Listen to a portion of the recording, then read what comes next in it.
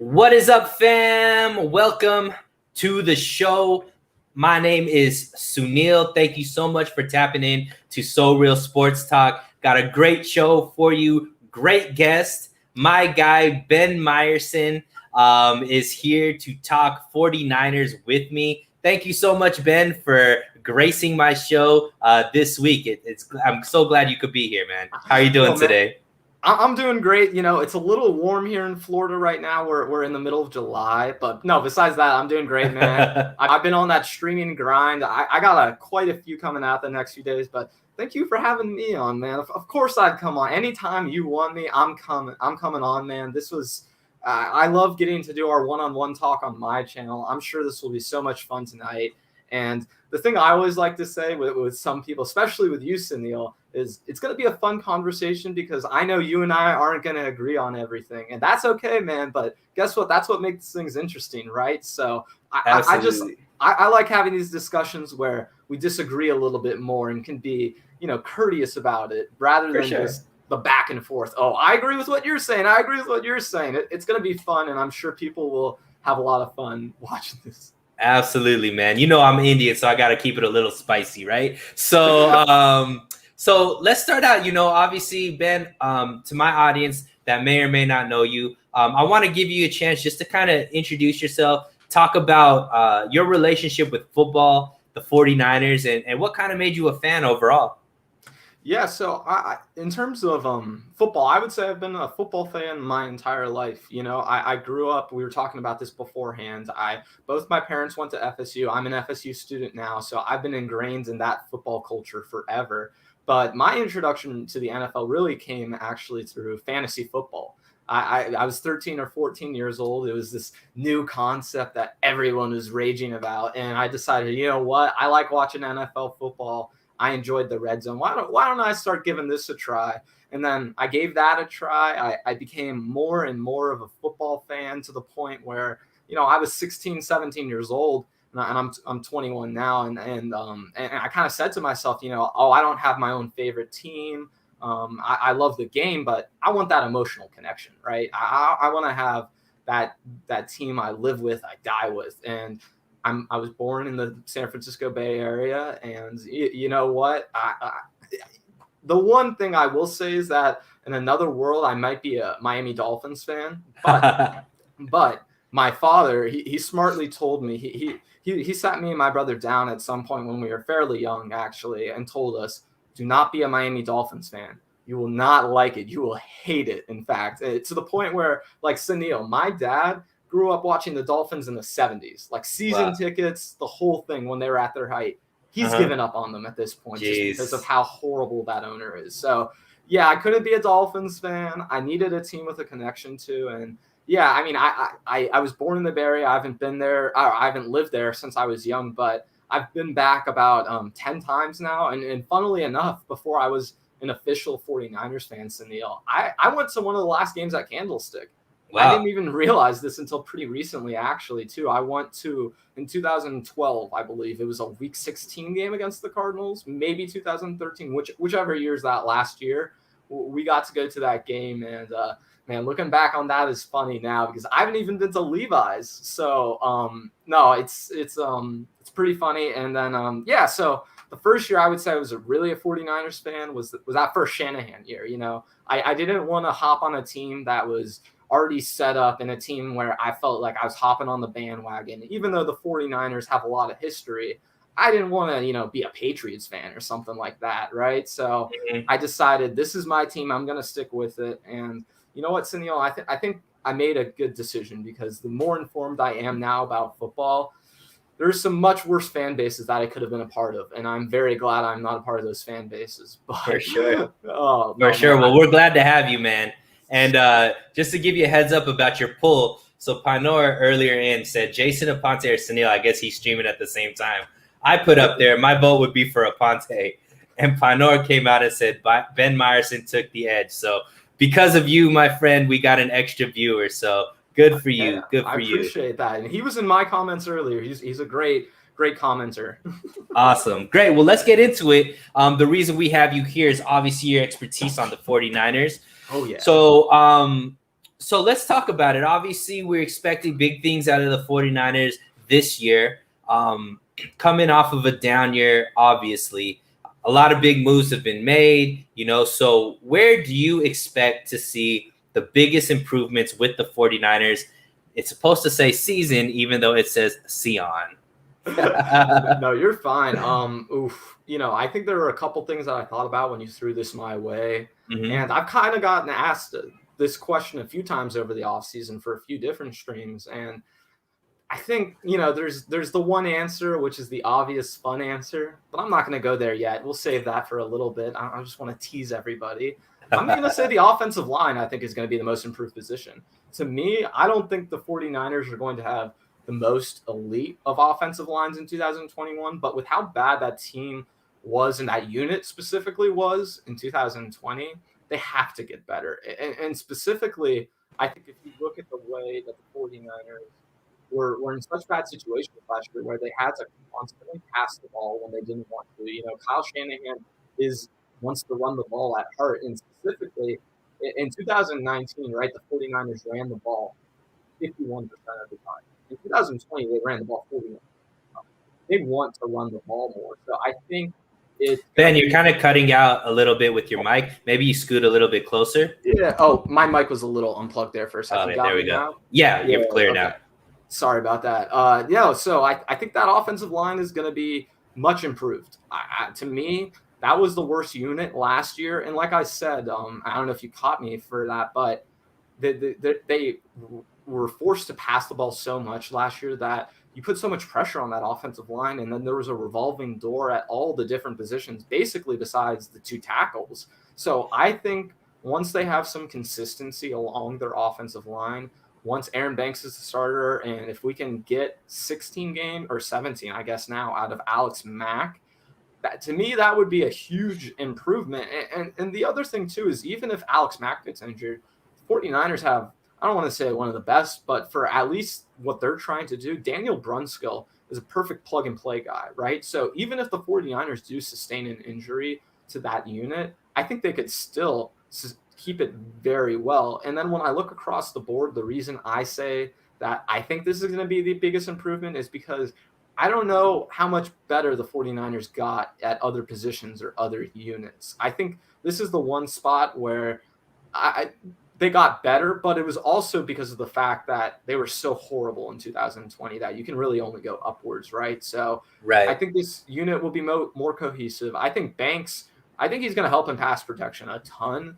And I think Mike McGlinchey, I don't know if he's going to be what he was in 2019, but he should certainly be better than he was in 2020. So I think collectively that unit will be much better than they were last season. Yeah, I have to agree I think that we're going to see a big improvement out of the offensive line just because, like you said, in 2019, they played really well. And that was because they had consistency throughout their line, right? Not as many injuries. They had the people that they expected to play actually play there. And McGlinchey looks like he's bigger now. He's going to have a fellow Notre Dame player there alongside with him, which hopefully will help him out. They have a new captain to that offensive line, Alex Mack, which is going to be great.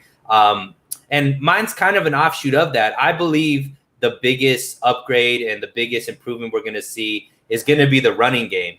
Because not only do we have now an intact offensive line that hopefully can stay healthy and play together and play well with the new captain at Alex Mack, we also have a healthy George Kittle coming into the season who is great at run blocking and sealing that edge, which is where the running game really thrives. And last year, there was injuries to the running back core, but also the running backs that we had were just a little bit older. They didn't have the same pop. And now that whole running back core has been revamped with younger, more athletic people. And we have back that three-headed monster, which is what caused the 2019 season to have the number 2 ranked running game in the league. And so having that three-headed monster again with any combination of Mostert, Trey Sermon, and Gallman, I think is going to impact the running game and take that. Because last year they were ranked 15th. I believe they're going to be in the top 3 this year. Because not only do they have the offensive line, they have George Kittle back, and a stable of running backs, I'm assuming Trey Lance is going to start, and they're going to have a quarterback that can also be a part of that running game as well. And if you look at who has been the most dominant running team the last few seasons in the NFL, it's been the Baltimore Ravens. And it hasn't only come from their running backs. Obviously, a large part of that is having a mobile quarterback in Lamar Jackson that could just reel off chunks at a time when the scheme just breaks down. And to have a guy like Trey Lance that has that mobility, that could go and pick up a first down if everything else breaks down, I think it's just going to enhance the running game as well. So I expect it's kind of like an offshoot of what you picked, but I expect that running game to go back to being one of the most elite in the league. And when that happens, that just makes everything else in Kyle Shanahan's offense run extremely smooth. So there's a lot to look forward to if both of our things come true this season. Oh, yeah. And with the running back thing specifically, you said it was a three-headed monster. If Jeff Wilson comes back and is healthy, it's like a four-headed monster almost, right? The stable that Kyle has, I personally feel, I think this is the best stable of running backs he's had in his time with the 49ers. And in fact, it might be the best offensive line. I think the 49ers, they, like I said, specifically with that stat about them running the ball, right? With the RG3 offense, which people think the Trey Lance offense will look somewhat similar to, at least with the quarterback runs and all of that, they ran the ball the same percentage as the 49ers did in 2019, 51%. So it's that similar style where Kyle was already doing that in 2019 with the run game. But then, like you perfectly pointed out, there's that added aspect and that added threat of Trey Lance, which is just going to make life easier for everyone else involved. Absolutely.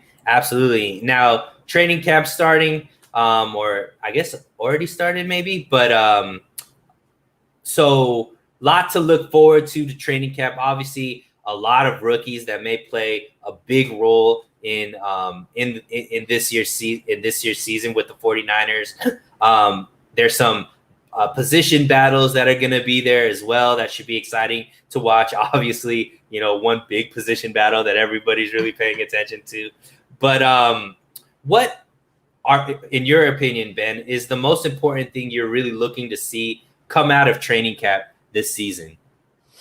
Yeah, so I think, listen, the quarterback might be the most important thing, but I'm going to go with something else here because I don't want to. We're going to talk about the quarterbacks. Don't worry, everybody. Right. But the interesting one for me when I thought about this, and honestly, I haven't really talked about this much on streams yet, but I think the edge depth and specifically, what are the 49ers going to get out of Nick Bosa and Samson Ebukam? What is the 49ers edge attack going to look like this season? We know what they looked like in 2019. We know what they did in 2020, even when they had guys like Kerry Hyder and come in and do some work. So I want to see specifically what kind of edge depth the 49ers are going to have. Are they going to play Arden Keel on the edge? Are they going to move some of those interior guys inside, outside? I want to see how they handle pressure specifically with DeMeco Ryans, because the way he talked in his press conference and with everything that he's been speaking about, it seems like he's going to find alternative ways to get pressure. When you talk about doing that specifically, that means you're not going to rely on your edge guys as much. So I wonder how the 49ers are going to attack that. And I wonder how they're going to create pressure specifically. People always focus on sacks numbers, Sunil, right? They always focus on, Kerry Hyder got 8.5 sacks, right? It's a big number people focus on.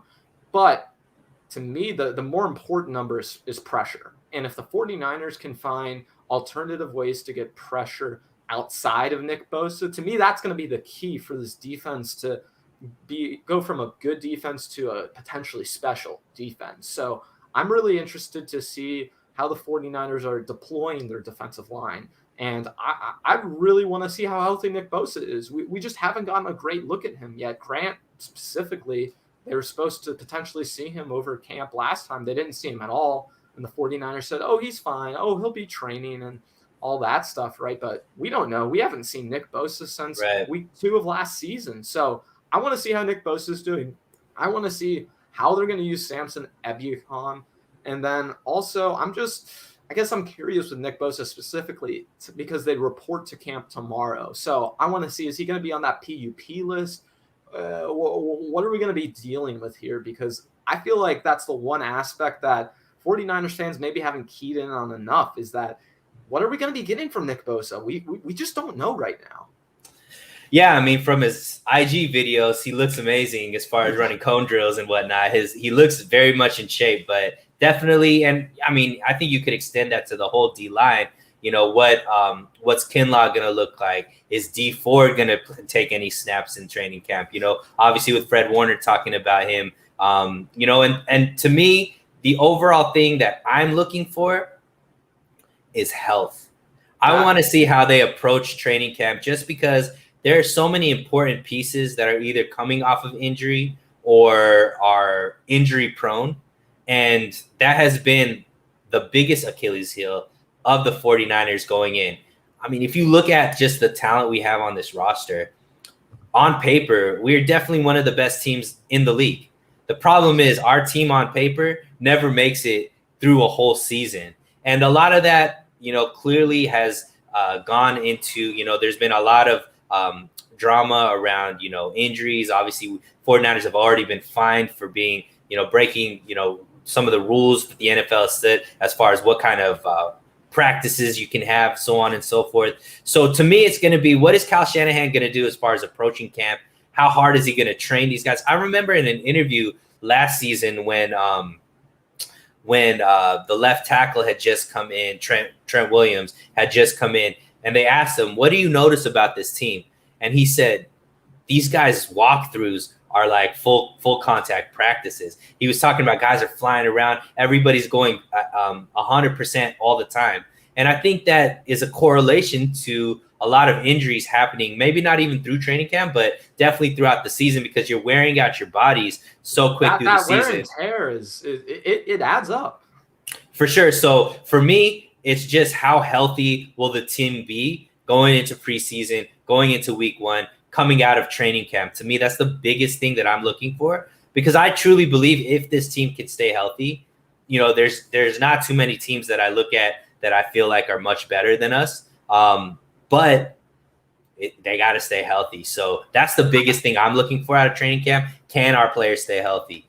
I was talking about earlier today, the Cam Akers injury specifically. I feel like that's going to be huge for the Rams, and that's the kind of team where they get one more injury that could potentially derail their contending power. So I think for the 49ers, like, yeah, you don't want to get injuries, but you specifically want to make sure that those star players that did get hurt, right? You want those guys to stay healthy. You want Brandon Ayuk to stay healthy. You want Deebo Samuel to stay healthy. You want Kittle to stay healthy. I mean, how many games did those guys even play together, right? Right. So in general, yeah, I think health is going to be a huge thing. How are they going to handle Nick Bosa and D Ford, Jason Verrett? You look across this roster, there are some, like you said, there are, if the team is fully healthy, it looks awesome, right? But that's the issue with this team, is so often they're not healthy, and there's one guy here or one guy in this unit, or, you know, one thing, it's just always something else with the 49ers. And it's kind of, I know 49ers fans will sometimes say it's a luck thing, but to me, it's just this team is chronically injured, and they need to figure out a solution for that. And you've already seen the team kind of make a shift to go towards a healthier team in who they drafted, right? They took players that didn't have injury history, which wasn't something that they've done up until this point. So hopefully their gears are turning in a certain way that's like, we need to do something to actively make this team healthier. So I'm looking to see what kind of tweaks that they have. Maybe they give their more seasoned guys more time and don't make them work as hard. Give them more time off during practices and things of that nature, just to ensure that these guys are healthy. So that's the biggest thing that I'm looking for as far as that. So let's move on. Moving into the season, who do you feel is the most important player going to be this upcoming season for the 49ers? Ooh, I know what I'm going to say, Sunil, and I've been waiting to unleash this so far. The 49ers, if they have any chance of winning a Super Bowl at any point, it's all going to be because of Trey Lance. Jimmy Garoppolo is not going to do it. He's making 13.5% of the salary cap. I've been over this a billion times. I mean, I've beat it to death almost, that it's impossible for the 49ers to win with a Super Bowl with their roster as currently constructed.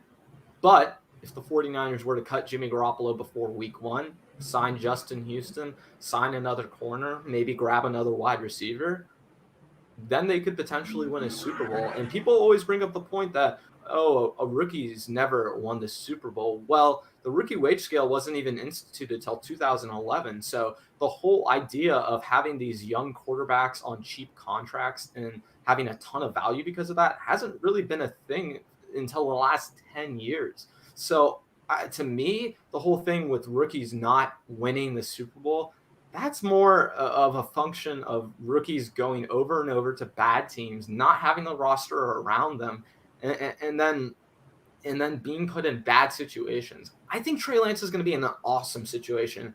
In fact, out of all the top 3 guys taken in the last 10 years or so, he might be in the best situation out of all of them, really. So I think with him, with Trey and Kyle Shanahan, that marriage specifically, I think the 49ers could break records in terms of rushing the ball. I really do believe they could, even some of those Lamar Jackson type records. So again, I don't think there's any scenario where Jimmy Garoppolo brings this team to a Super Bowl. I don't think there is. Therefore, Trey Lance has to be the guy to do it. So in terms of who do I think is the most important player this season, I think it's Trey Lance. I really think it's Trey Lance. And specifically, too,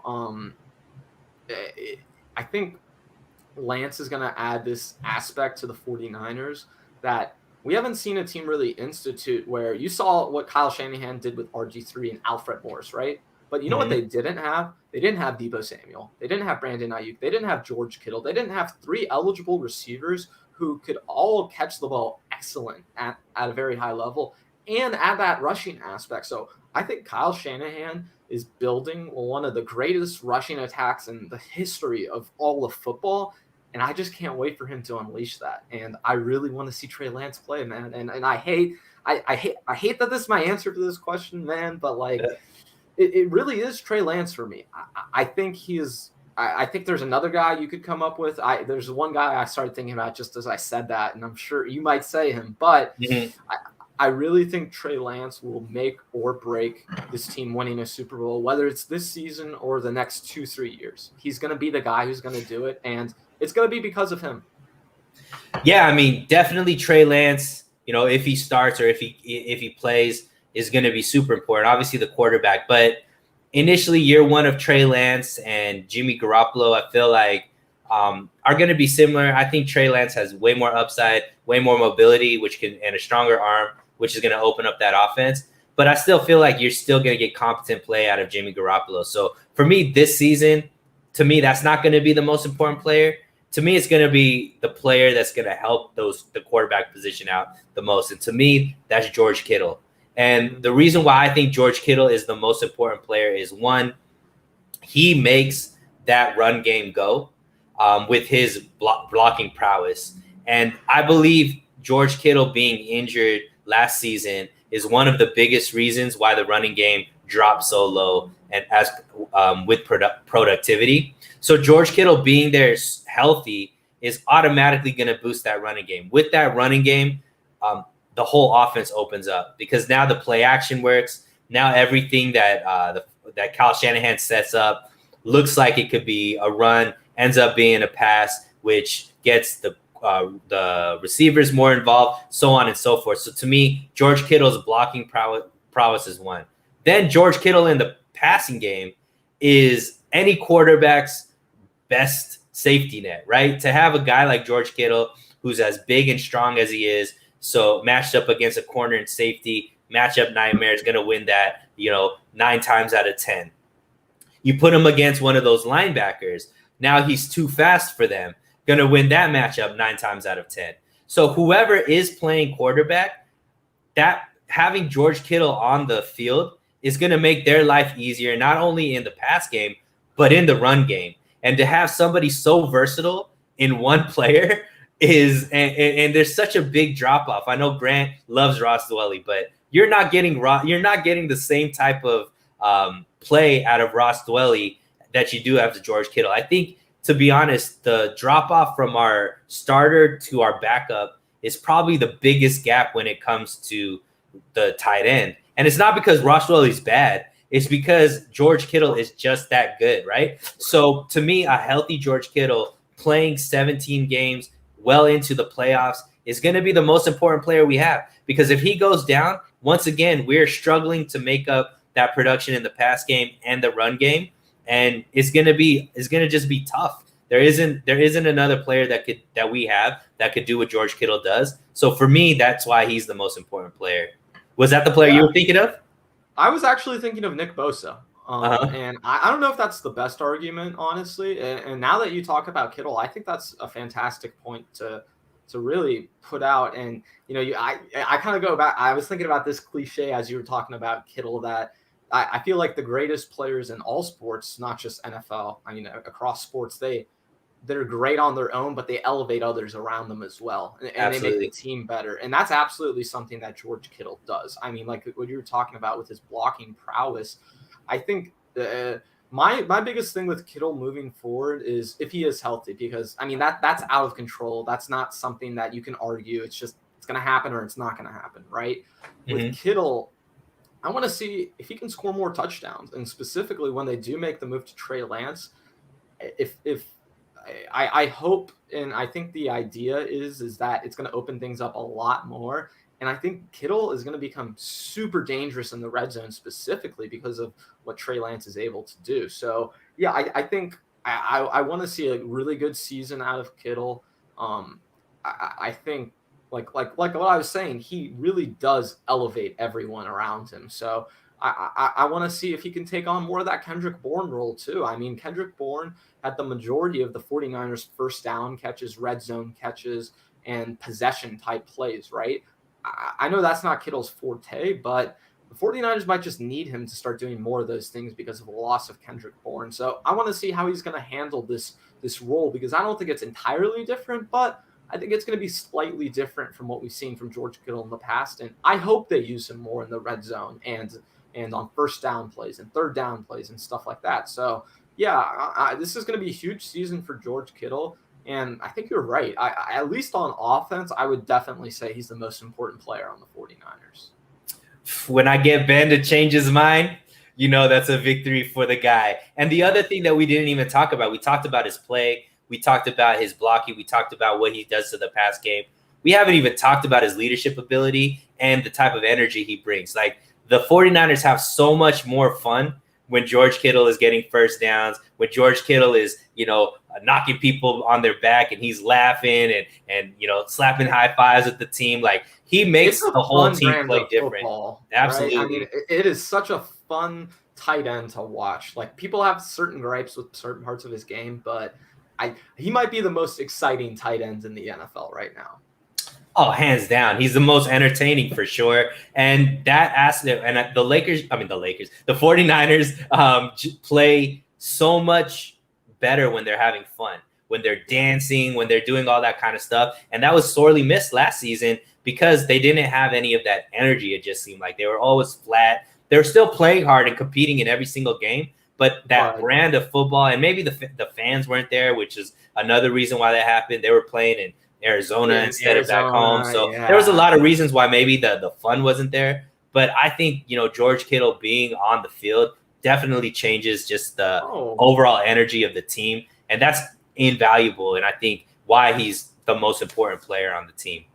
Yeah, 100%. I think the thing people sometimes miss with sports, and the thing I've definitely got a lot better at since I've become a full-time journalist, is that the emotions and the behind the scenes of the personalities and the people who are making it happen matters almost as much as what happens on the field. So to me, George Kittle is definitely, he's not the classic quarterback type of leader, right? But not every player is going to be that on your team. You need different players to fill different roles. And for me, Kittle absolutely fills that role of being the emotional heartbeat of the team, right? And I really feel like what you're saying, the 49ers kind of missed that last season. Definitely. And once again, if he could play, that changes everything for the team. So let's fingers crossed that he could stay healthy. So let's move on. Obviously we talked. There's a few position battles that we're interested in. We obviously know Debo and Ayuk, if are healthy, that's our two wide receivers on the outside. Obviously we got Kittle there, but that wide receiver 3 position seems to be wide open. That was a position held by Kendrick Bourne, who's no longer with the team. So it's an important position. Obviously Kendrick Bourne did a lot for the team in the years that he was here in that wide receiver 3 position. So looking at who the wide receivers are left on the roster, who do you think is going to emerge and really lock down that third position on the wide receiver core?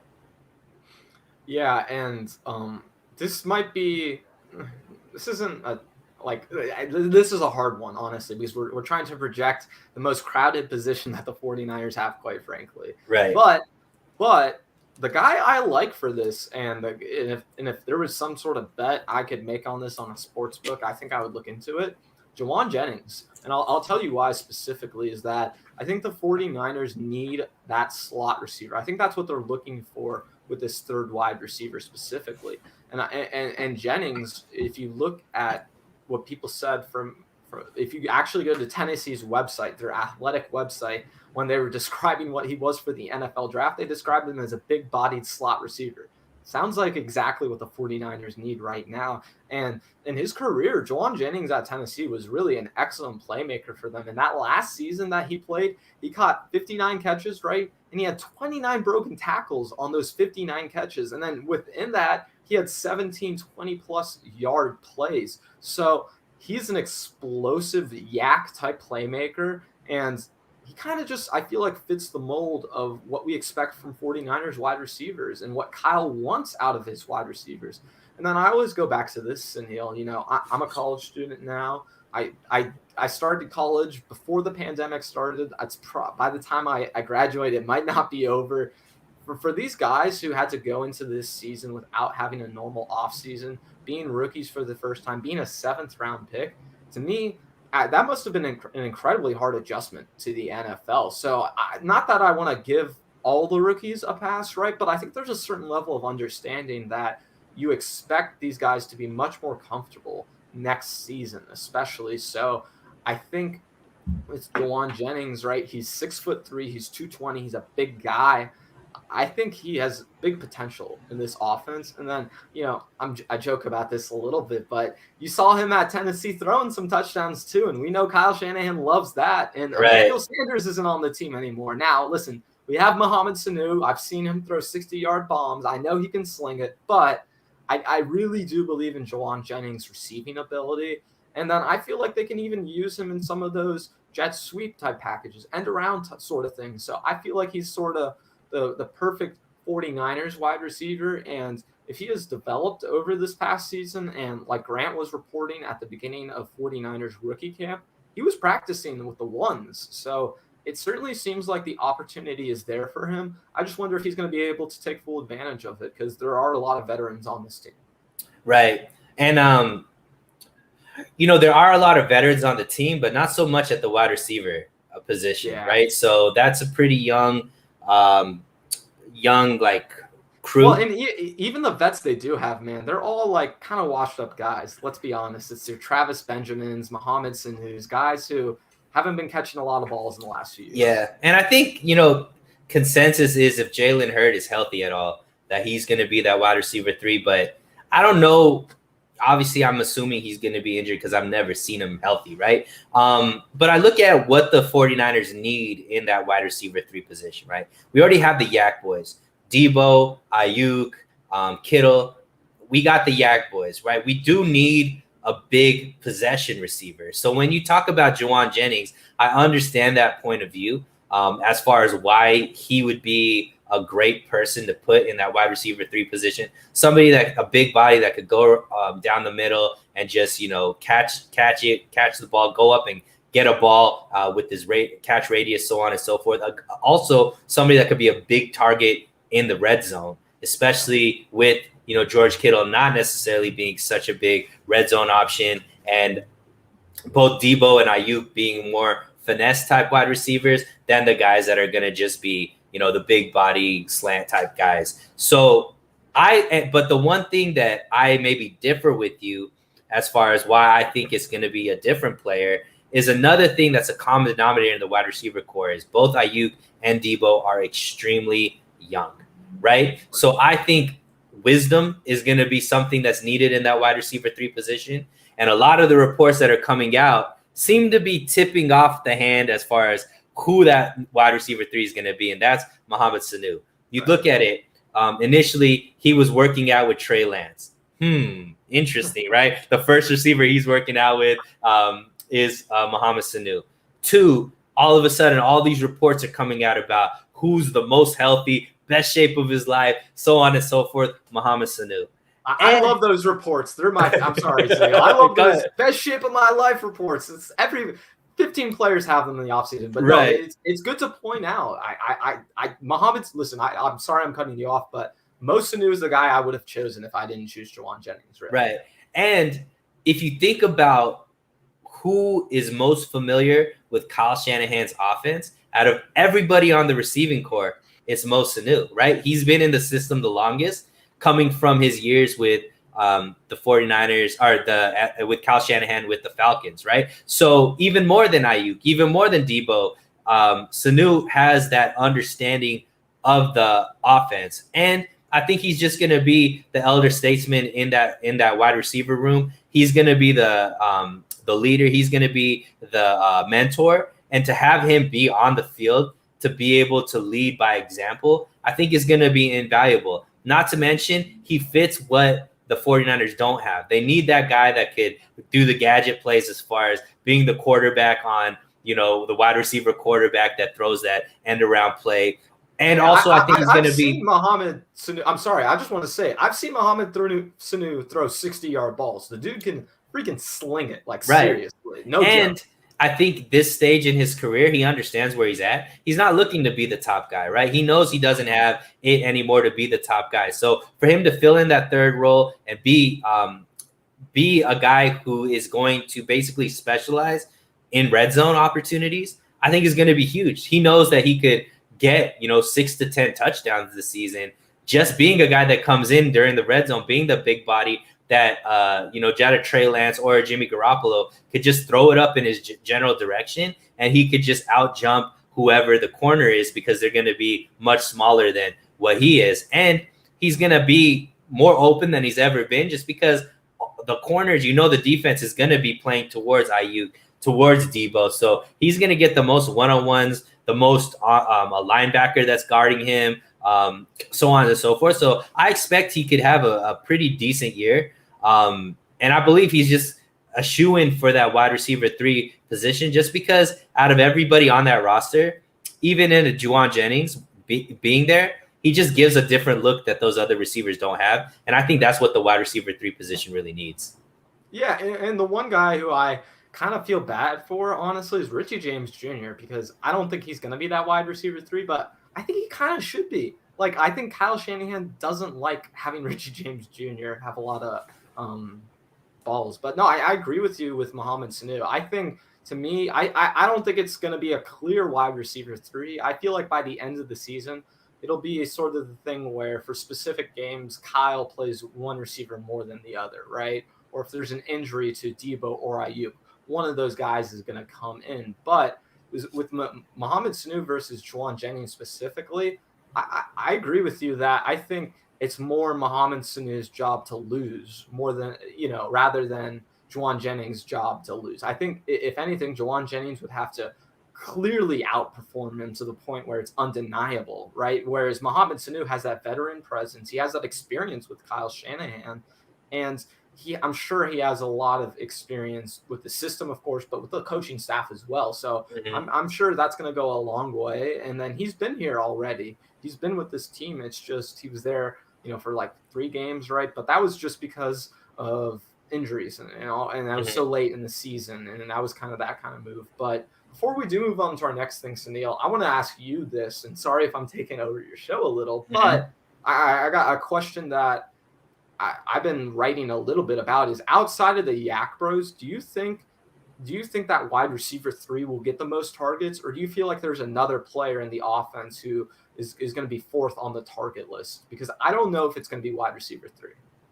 Are you saying outside of are you considering the Yak Boys with Kittle or without Kittle? Without Kittle. So in terms I mean, of it's obviously Kittle's going to get more than the wide receiver 3 as far as No. What I'm saying, Sunil, is outside of those 3 guys, okay. Kittle. Yeah, I mean, probably. So I think it depends. I mean, I think the wide receiver 3 is going to be played extremely strategic, especially if they put in a guy like Sanu. I think he's going to be there for red zone, and if they're picking up short yardage on a first down, I think they are going to utilize and have that player get a lot of touches. Because if you think about it, with Bourne, he did catch a lot of balls compared to the other 2 receivers. Now, maybe that was more injuries than anything, but they do utilize that wide receiver 3 in a way where they're going to be a productive player. Maybe a running back is going to get more targets, but I was going to throw out Kyle Juszczyk. That's the one that I think is interesting. Yeah, but at least we've seen him in the offense for so many years that it would just be a change, right? I don't see Kyle Shanahan changing that much as far as utilizing Juszczyk. I think Juszczyk will get a few more handoffs, but I don't know if he's going to be used more in the passing game just because they use him primarily in the running game. But going back to your Richie James comment, I think Richie James is going to see a lot of playing time, but not as the wide receiver 3. He's going to be the next man up in case an Ayuk or a Debo gets injured, because he plays the same type of way, right? Exactly. He can be utilized on those jet sweeps.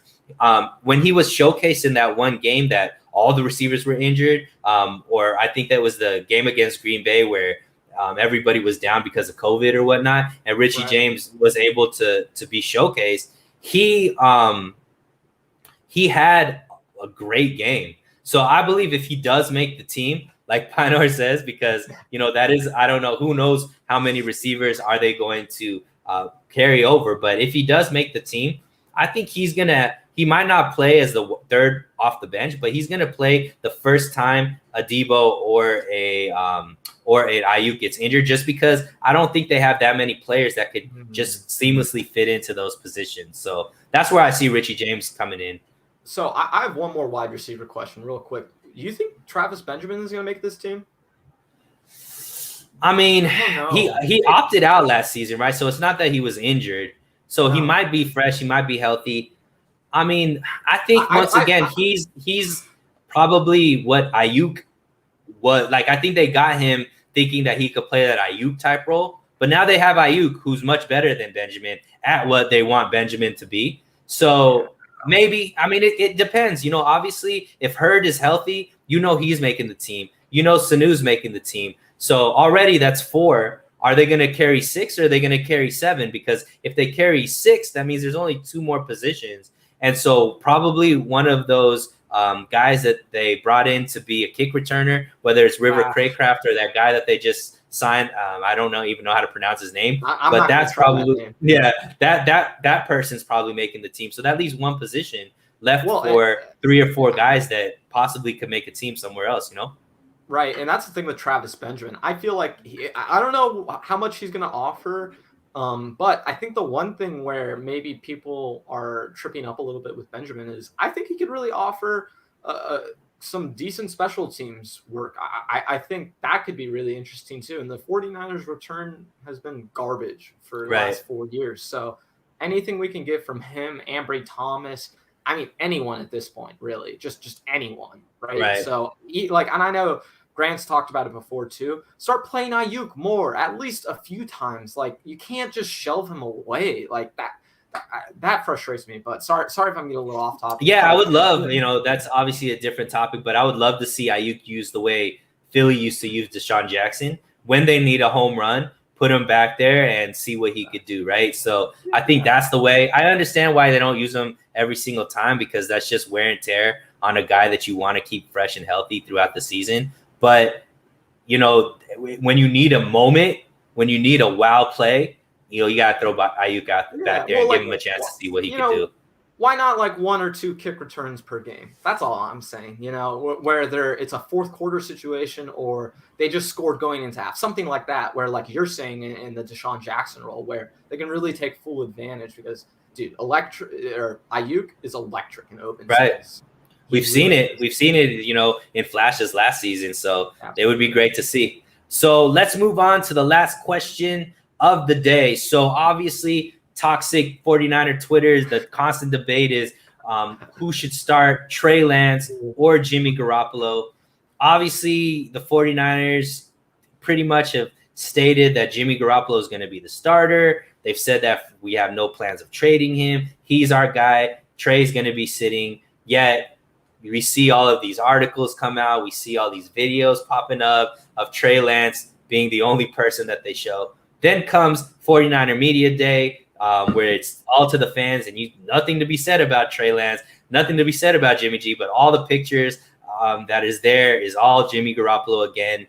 So we really don't know what to expect. We really don't know who the starter is.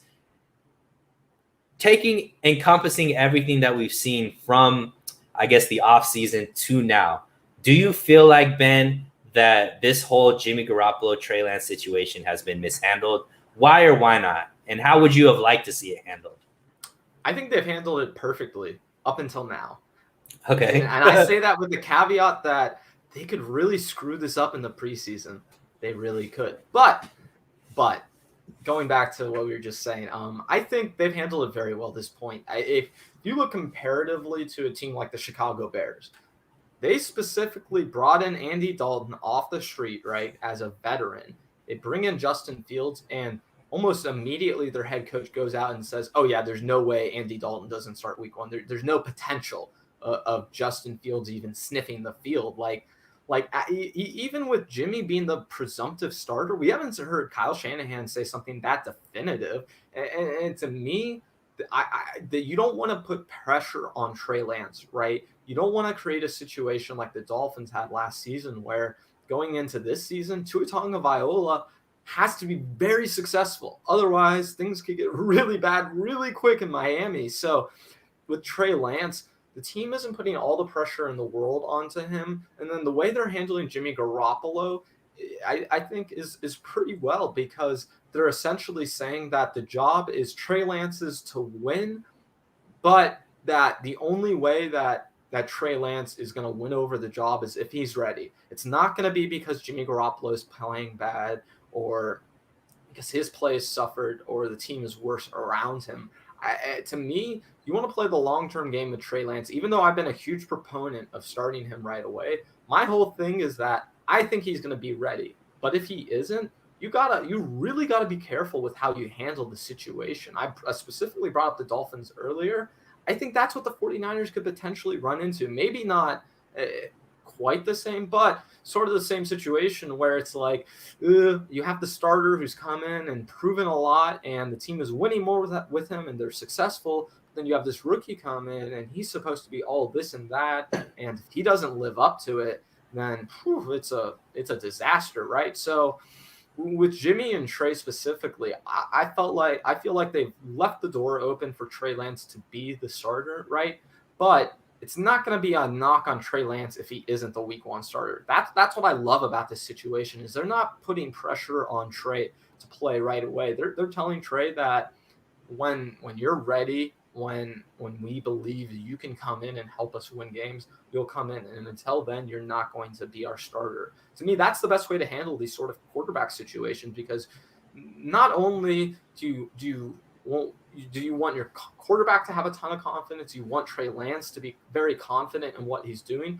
You want the team around that player to be very confident in them too, and not even be questioning the decision at all. And I think that's where the 49ers could run into some trouble, because there are so many players who believe in Jimmy Garoppolo. And like we saw with in the Jimmy Wharton interview, talking about Jared Goff and Matthew Stafford, right? I feel like that attitude of, oh, this guy he won. We've seen him win. We've seen him operate. You can't just stick in Trey Lance just to make him the starter, right? You can't just hand him the keys. He has to earn it. That's the main thing, man. He's really got to earn it. And like I've been saying throughout this whole thing, I think the 49ers are giving him the right opportunity to earn it. So I think they're handling the situation perfectly. I just think if they go into the season and Trey Lance is ready and they don't start him, or it's the other way around where, Trey Lance starts and he's not ready, that's where things become disastrous. But with the team's approach so far, that doesn't seem like something that's very likely. So I think they've handled it pretty well. And I mean, up until this point, everything we've heard about Trey Lance, everything we've seen in Trey Lance shows that he's going to be somebody that could be a very productive quarterback.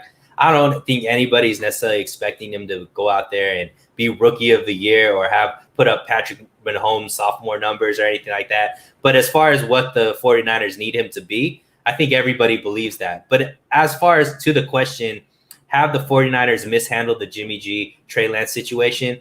To me, it's too hard to grade at this point because the situation still hasn't finished. And what I mean by that is if the 49ers end up cutting Jimmy Garoppolo, I think that this is a mishandled situation overall.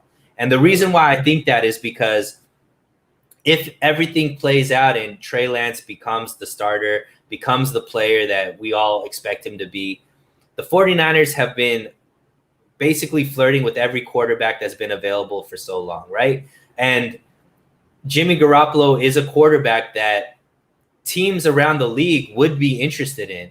And if the 49ers can't get any type of assets for Jimmy Garoppolo and end up just cutting him because there's no place for him on the team anymore, or if he ends up being the most expensive backup quarterback in the history of the league, to me, they've mishandled the situation. Because earlier in the season there's been plenty of opportunities for them to get a draft pick, a high draft pick, multiple draft picks for Jimmy Garoppolo. And if they wait all the way till the end and it ends up becoming no assets for Jimmy Garoppolo, to me, that's a big swing and a miss. And to me, that would be a mishandled situation because you already knew Jimmy Garoppolo wasn't going to be your starter next season. You already knew that by giving up the trade assets that you did, by flirting with every single quarterback in the league for this offseason. You already know Jimmy G is not your guy. So if you then take a guy that you know is not your guy and get absolutely nothing for him, he walks and some other team picks him up for the contract that you should have probably given him. Now, all of a sudden, to me, it's a wasted opportunity. So if the 49ers go ahead and before the week one, they end up trading him to a team and getting a third round or a fourth round or anything for him, to me, they played it perfectly because they have their quarterback of the future. They got an asset for a player that they gave up only a second round pick to get. And they still turned that around to get an asset out of. To me, you played that perfectly. You got your guy. You got something for the guy that wasn't your guy. He took you to a Super Bowl. He brought the fan base back, the excitement back, so on and so forth. I think that the situation then was played perfectly. If you just cut him or he gets injured and you get nothing for him, then to me this situation was mishandled poorly. And that's where I think I'm going to disagree a little, Sunil. And I think you know where I'm coming from this because I've talked about it a lot recently. I mean, it's my master plan. I think they should cut Jimmy Garoppolo before week one. I really think they should. And the reason I say so, Sunil, is because, yes, there is the potential of a draft pick, a third or fourth round pick. But to me, the available cap space that Jimmy Garoppolo offers you is much more valuable than a fourth round pick. I really do believe so. Not just because, yeah, like I said earlier, the 49ers could sign 2 or 3 starters, right? That's great. But if they don't spend that money, Sunil, the cap rollover, the potential for the 49ers to and I made this pitch before, I'll just make it really quick.